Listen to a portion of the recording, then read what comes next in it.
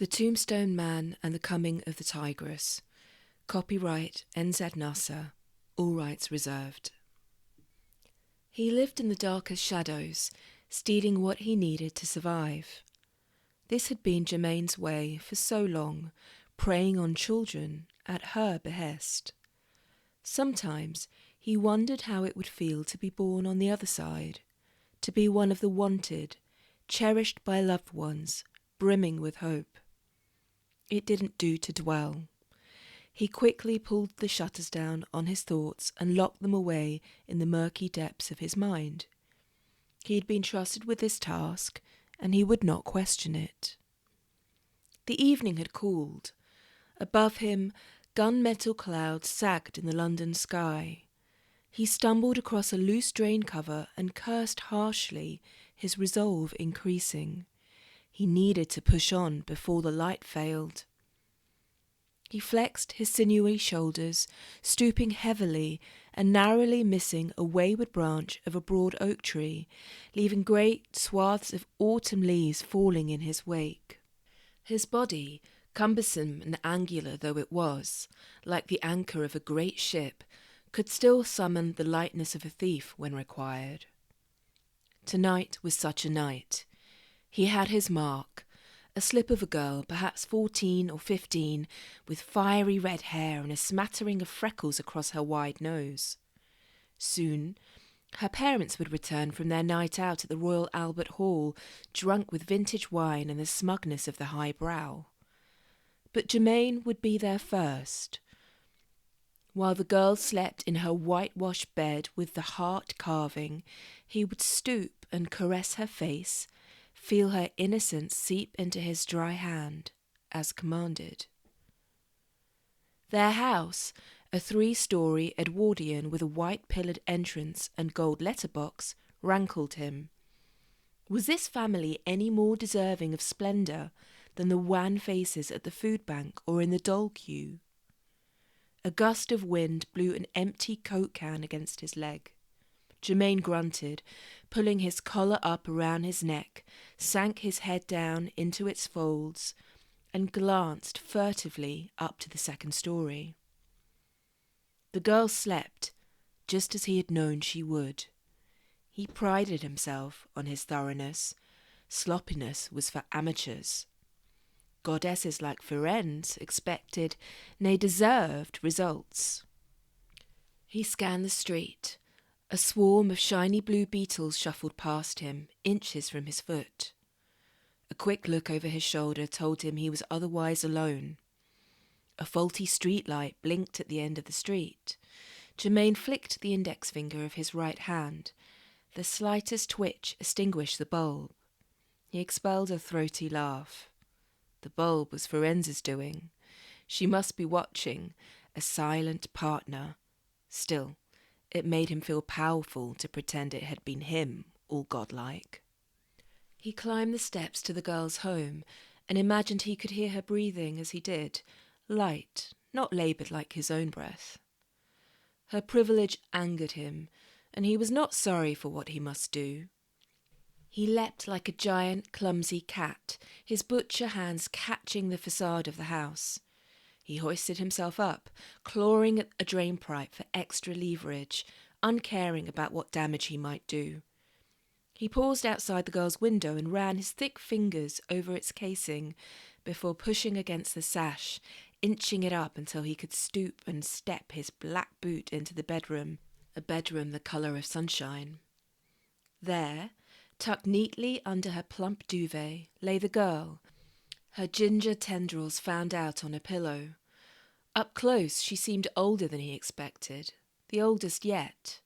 She snored lightly. In his experience this was not unusual. A tattered toy, a grey goose with a once red beak, nestled in the crook of her arm, and for a moment Germaine imagined the bird coming to life and angrily squawking at him. He refocused, unremorseful, without pity. The girl stirred in her sleep, perhaps sensing the rush of cool air through the open window or the intruder who lurked, but still Germaine pressed on. He could not risk being disturbed.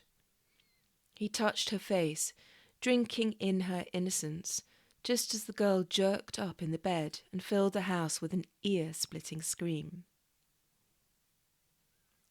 At 17 years old, Lana was already tired of life.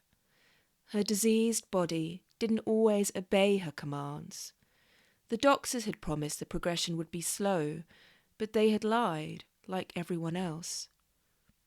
Like her parents, who had pledged to be with her every step of the way, but who fled at every opportunity. Lana had spent the entire weekend alone. Her mother had made sure the fridge was fully stocked, of course, with all sorts of wonderful treats, and the creamy cheddar pastries she knew her daughter loved. Still, Lana didn't want things. She wanted her parents to spend time with her without glimpsing their worry frowns. She wanted to fly a kite across the green and talk until she fell laughing in a heap. She wanted to forget that her life was slipping away at 17. She had spent all day looking out of her window, thinking about missed adventures. If only her parents would be more wrapped up in her than in themselves. It hadn't always been this way. After the diagnosis, her mother would stand vigil at her bedside day and night, placing cool cloths on her brow as she lay limp with fear under the sweaty bedclothes. That was when her mother could still cope. Tonight, her parents had another date, the old romantics. They had left her at home, alone, without a carer, taking advantage of her health peak before the next crash. As if she were just a nuisance, a tagger-on, not welcome in their cosy twosome. The front door slammed shut. Lana peeled back her damask curtains in time to see her father help her mother into their gleaming tangerine coupe. They looked ridiculous and happy. Her father noticed her and gave a cheery wave. Lana waved back, though she didn't want to. Did they leave to forget her, or to remember themselves? The speaking statue at the corner of the street surveyed the scene, a knowing twitch in the corner of its cracked mouth, its stone eyes peeking into Lana's room. Lana let the curtain drop. She didn't want to stay up like the other teens. What was the point if the loneliness still crept up on her like a stranger in the night? She kicked off her shoes and flopped on her perfectly made bed and then crawled under the covers, fully clothed. Sleep had once been a poor companion. Not any more. She felt in charge of her fate when she slept. She coveted sleep, day or night, yearned for the mist of drowsiness to envelop her so she could assume stronger forms in the dream world, more real to her than her human body. She even had a dream notebook packed full of her adventures on her side table, recounted in her precise, spiky handwriting. Legend said if you couldn't sleep at night, you were awake in someone else's dream. Lana believed it. The dream she liked most was her as a tigress, majestic and predatory, with a roar that frightened even the worst foe. She drew the covers closer around her when a breeze found its way into her room, imagining her dream self padding through a jungle. A shadow loomed over her, but instead of a roar, Lana let out a scream, startling herself awake. Lana might have been broken, but she was brave. She leapt out of bed, a tigress in a teen's body. The silhouette turned and ran. It bumped its knee on her windowsill and cursed in a man's voice. A moment's pause, then Lana gave chase. Nimble and deft, the shape slipped out of her window. Lana slammed the window shut, adrenaline coursing through her veins. On the floor at her feet lay a small rectangle of card that Lana, perplexed, turned over and over in her fingers, thankfully free of tremors. What scared her more than the unfamiliar silhouette in her room was that she felt changed, like an inexplicably human part of herself was missing. Germaine's knee throbbed. He should have vaulted clear over the sill in the girl's room, but a child had never woken before, and it had surprised him. For a brief moment, he had been sure she would give chase. Still, at least he had done his job, clumsy though it had been. The girl's innocence surged through him, but Ferenz would soon claim it. By his count, this would make the 10th, and Ferenz had promised him an idyllic memory to replace his soiled ones.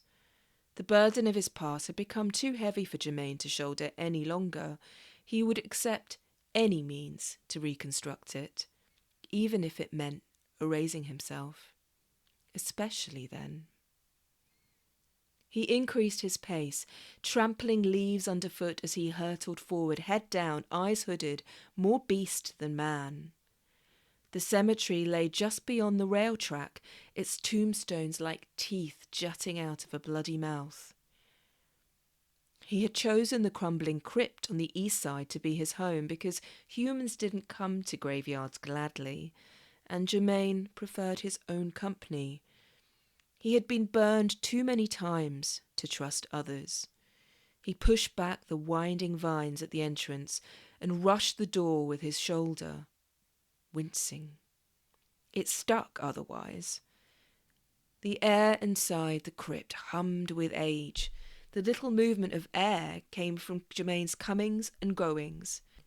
No living thing ventured here, apart from toothy, scuttling rats. "I have it," he called out, when the door had been sealed behind him. He hated the reverential tone to his voice, but it was not every day he crossed paths with the gods who walked amongst them. His parents would never believe he had been chosen of all people. As he could not visit them without a surging anger that unravelled his sanity, perhaps they would never know. The goddess crawled out of the ground, skin of soot, raven black hair cropped short, cloaked with the feathers of crows. Her feline eyes captured his. She straightened up, taller than him, and the ground stitched itself back together behind her. She licked her fingers. Underground's no way to travel, especially after battered cod. Ruins the taste, you know. Clipped steps came towards him, reverberating in the dank chamber. Germaine hid his sweaty palms in his pockets, praying he seemed calmer than he felt. "Which of us are you praying to, then?" Her eyes danced, and a smirk wrapped itself around her lips. "Wasn't praying." The denial came quickly, as if belief were a flaw. Maybe it was. Stupid humans. It's not like prayers had ever worked for him. He pushed away a fantasy of crushing his father's skull. He couldn't let Ferenz see that. "Oh," she said, "that's what you want." No, just what we agreed." Release. A few minutes' release from his past. He needed this like an addict needs heroin. "Very well. First things first. Don't move." She narrowed her eyes, and he flinched in anticipation of the prick of pain, the squeeze of his ribcage as she claimed her prize. Then she patted her pocket in satisfaction. "Now it's your turn. You might want to lie down for this. I'm very talented." Ferenz spread her arms in a flourish, sending his rat friends skittering away in surprise. Germaine sank onto the stone floor, laying flat against the granite, his palms open. His eyes flickered as he lowered them. He didn't trust her enough to be at ease. He heard her voice, clear as the tinkling of glass. She invaded his inner eye and scattered his thoughts like orphan planets in a lost world. Germaine feared for his sanity then, that he would lose himself, but then he remembered this is what he wanted, to disappear and become someone new. A rush of air, and then pure joy as she injected a new memory into his brain. Gone, the damp bedroom at the bottom of the hall, the father with the belt, the mother with her empty breasts and sharp tongue. Instead, a woman took Germaine's hand, soft skin caressing his. Clouds like candy floss, gentle to the touch. Straw teepees populating a beach, wet swimsuits hanging in the eaves of huts. He and the woman, surrounded by sun worshippers, white, burnt, wobbly and smooth. He turned to watch a blonde woman with a boy cut and a deep V in her swimming suit. To his right, a bronze god walked proudly past, forwards and backwards, basking in the attention. The woman handed him an ice cream. He couldn't see her face, but he is content. Grainy sand slides between his feet. Exfoliant sand, play sand, sand in his hair and his eyes, sand that would come home with him and sit like silt on the surface of the bathtub. Warm, lapping sea glittered in the sunshine like a newly washed shard of glass. Boys and girls bobbed in the waves, with yachts in the distance and bright boys in between. Germaine's chest burst with fullness, and he didn't want to leave this moment, but soon enough he came back to himself, and he was alone and cold on the stone floor. The card was sharp.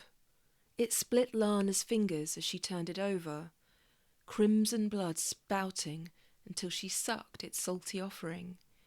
She read the black letters splayed out across its rectangular surface. Germaine, Wyoming, Highgate, Eastside Crypt. How strange for him to have left a calling card, as if he wanted her to follow, as if he was not an illicit intruder but a professional of some sort. It would be idiotic to go after him.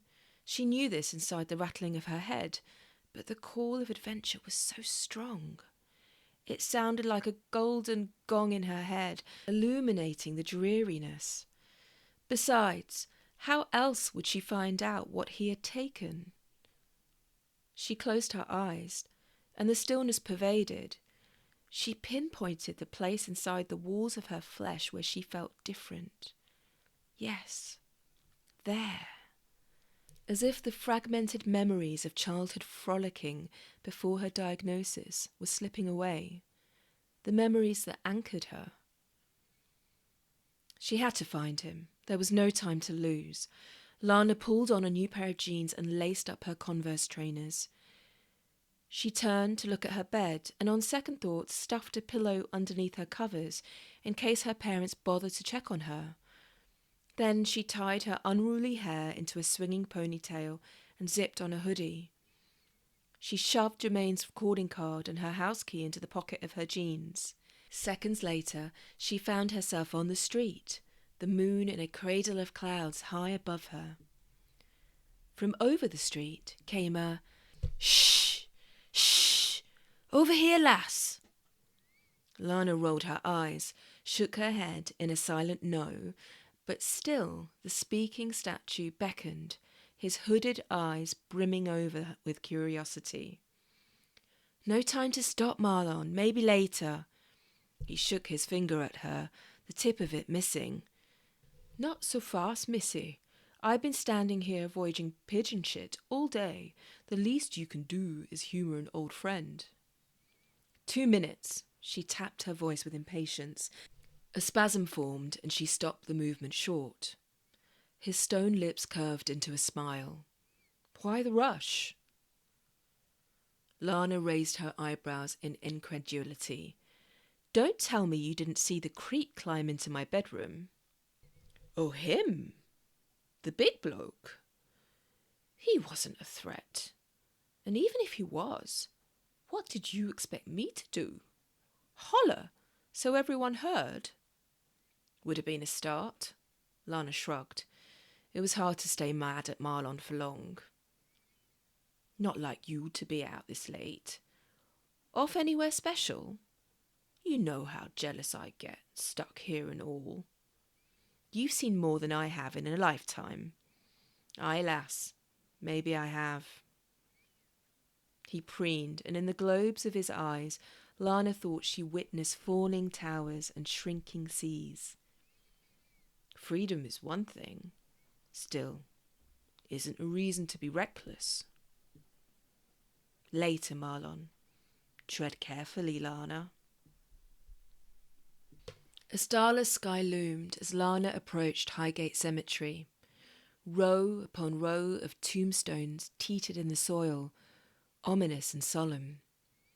She wandered along well-trodden paths, taking care to avoid stepping where bodies might lie.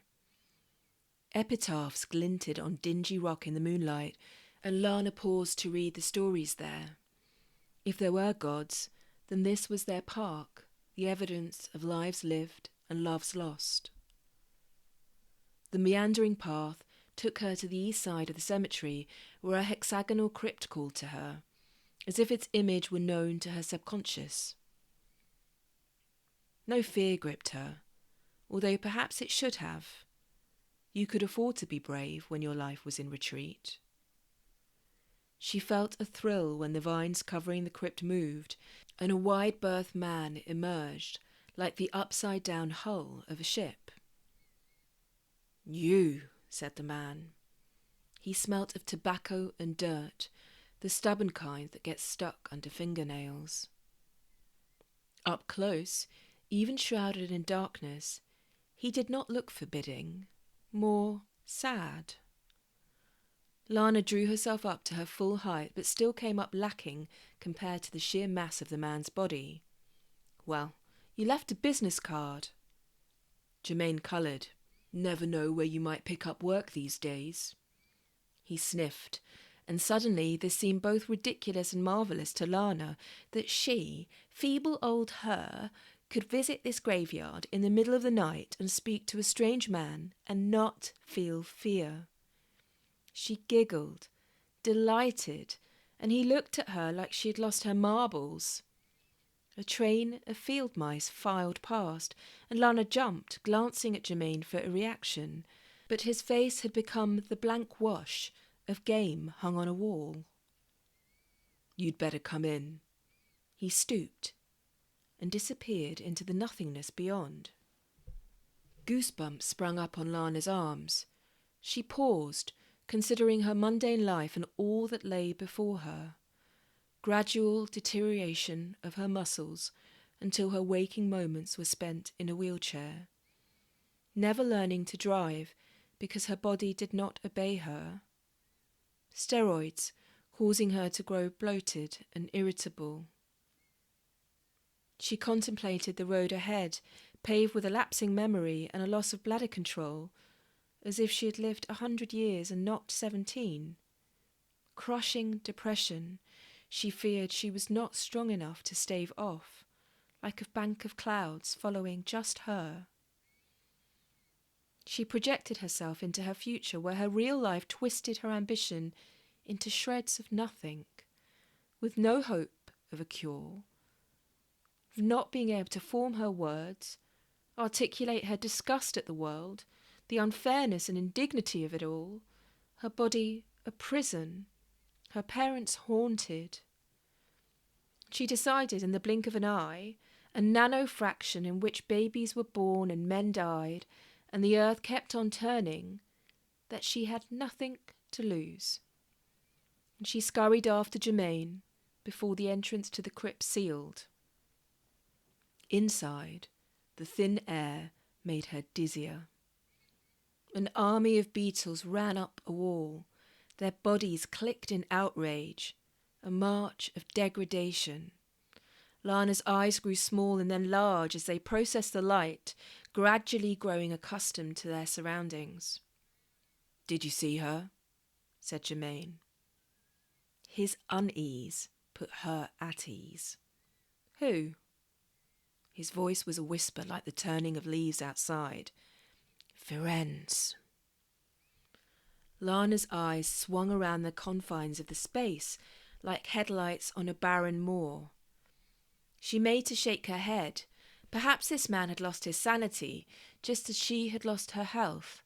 as simply and carelessly as a prize coin through the slot machines in an arcade. Forever gone.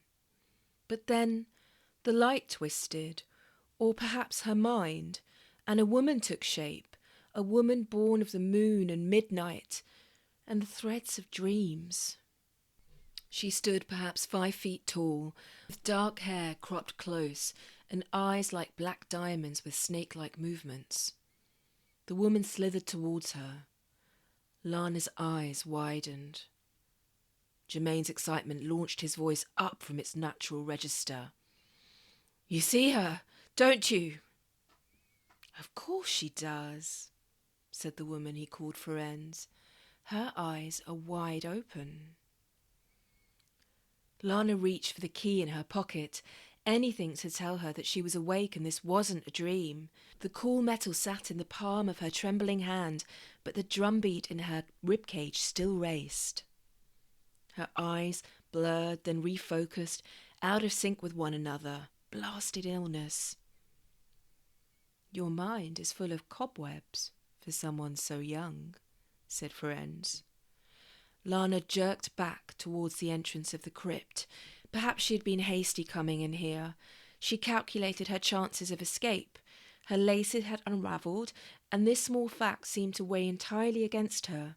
She looked left, right, over her shoulder, a deer faced with its hunter. "You don't need to be afraid." Ferenz narrowed her eyes.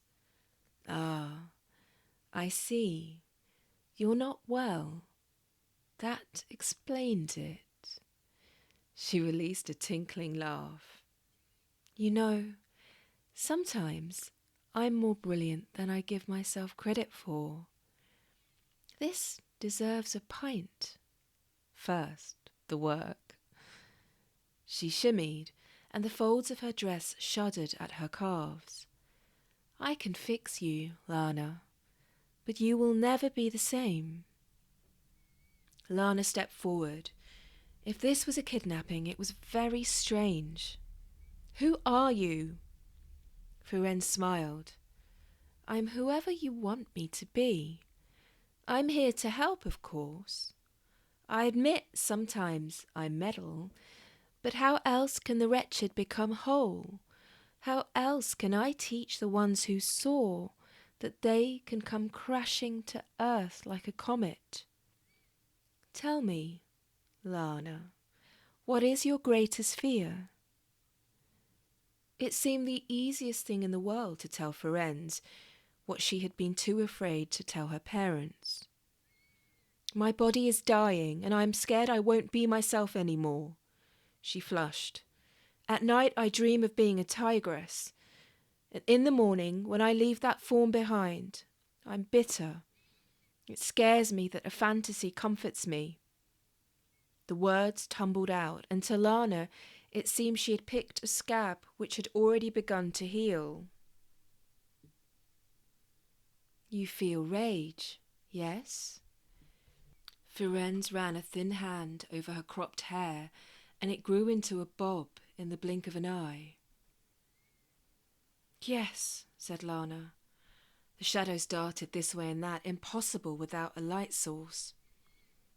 "You know it's a sign, don't you?" said Ferenz. "Pah! We give humans all the tools they need and they still stumble. Your rage is a sign that something needs to change." Lana shuffled on limbs that threatened to spasm. "How? How can I change?" Ferenz drew near, displaying cheekbones that appeared etched from the palest marble.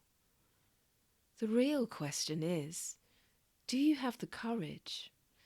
The realm of dream, death, and depression have a lot to teach us. We cannot know who we are unless we are stripped bare and helpless."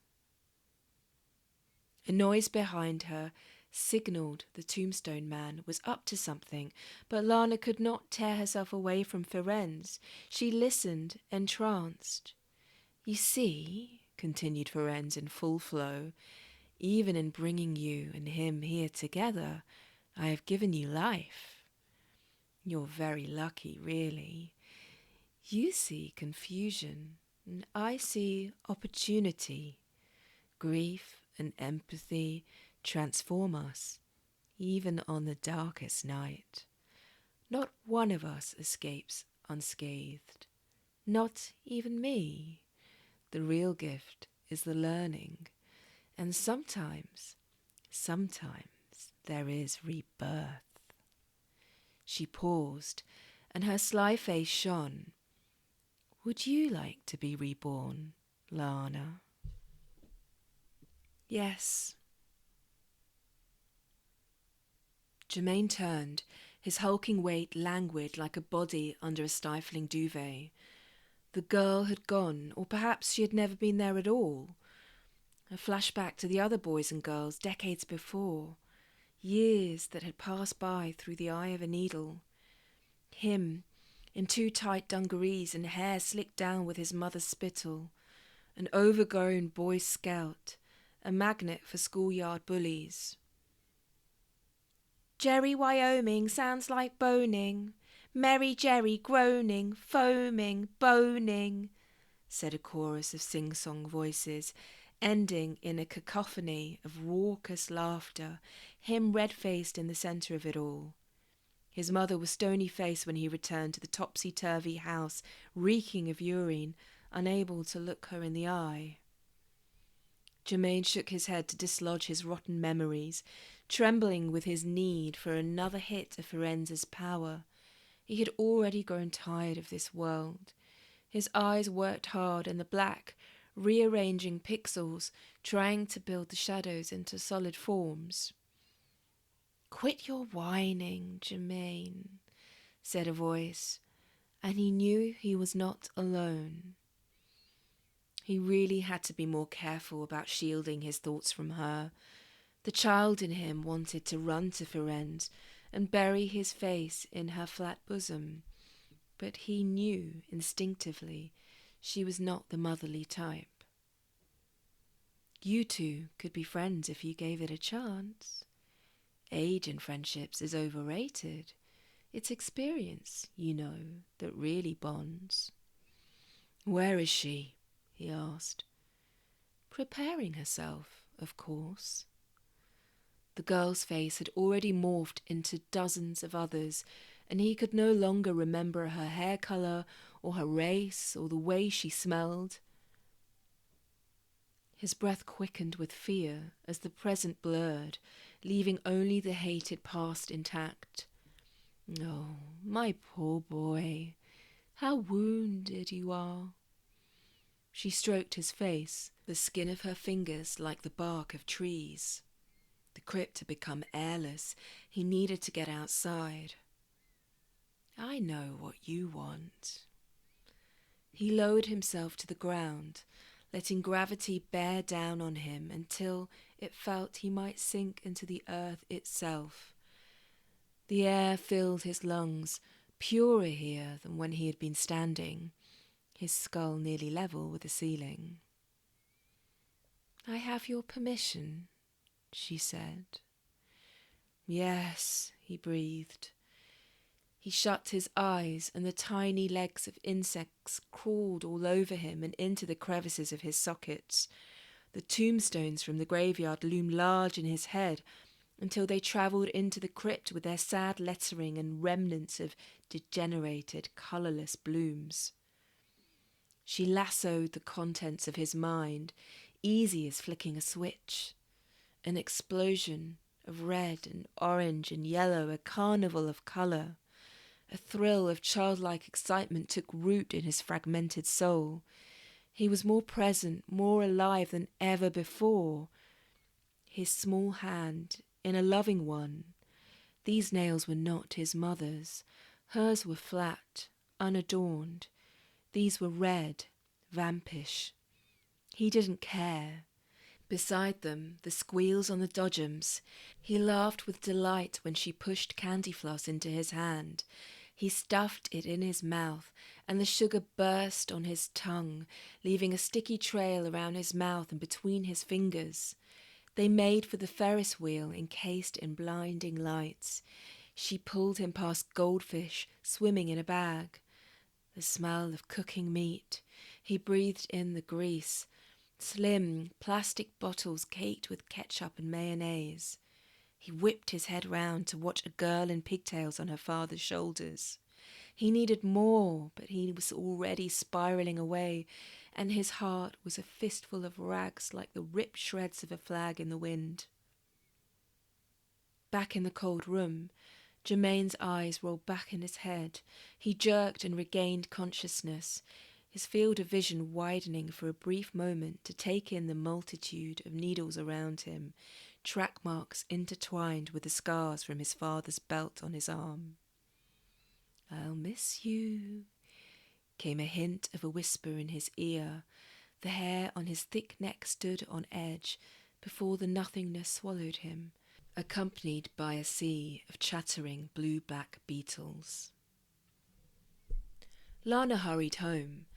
At the corner of Chester Road and Bertram Street, merrymakers spilled onto the street from a drinking establishment, beer teetering in pint glasses.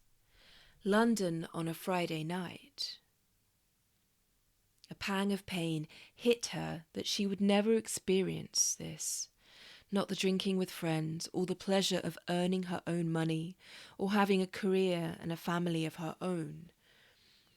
What she would not give to be normal. But Ferenz was right. If she could not be normal, she would be extraordinary. She would live life on her own terms, not at the mercy of her crumbling body. She would invent a new reality, one in which she could be centre stage, unconfined, capable of an unknown trajectory. Still, despite the logic of her decision, Lana lingered for a moment to watch the revelry, her jealous heart pounding in her chest. In a nearby alley, a woman leant against a leering man, her leg high around his, a fag end glowing in her hand. She toyed with him, her pointed chest a challenge to his virility. Lana began to walk on, slowing to turn, as the sense the watcher was being watched. Her eyes met the woman's. The woman nodded, and though she didn't look the same, her black hair had faded to blonde, her face plump, and Lana knew this was the woman she had just left behind in the crypt, a woman who could jump time and space and assume any mantle she wanted. She broke the magnetic field connecting them and picked up her pace towards her house and her sleeping parents, eager to have it done. Houses shook as she passed them, mirroring the spasms gathering strength on the left side of her body. When she reached her street, a solitary sign swung on its post, at odds with the direction of the wind. Across the road from her house, the speaking statue slumped. Not for the first time, Lana questioned whether Marlon's moods were reflected in the weather, or perhaps her imagination had gone into overdrive. Either way, he was not happy. "She told you you're lucky. What the fuck is she on?" "Easy, Marlon." Lana's creeping exhaustion could no longer be held at bay. Sleep beckoned with the arms of a loving parent, like the call of a lighthouse to a ship. "Listen, I've been here for centuries too. Trust me, she doesn't know what she's on about. Sometimes shit just happens." "You know her?" "No. She sounds like a dog's dinner if you ask me. Just saying, in my experience, you might want to give it some thought before agreeing to anything." Lana didn't want to disappoint Marlon. He had been a friend to her when no one would listen, so instead she hid the truth from him. "You wouldn't understand, Marlon, even if I could explain.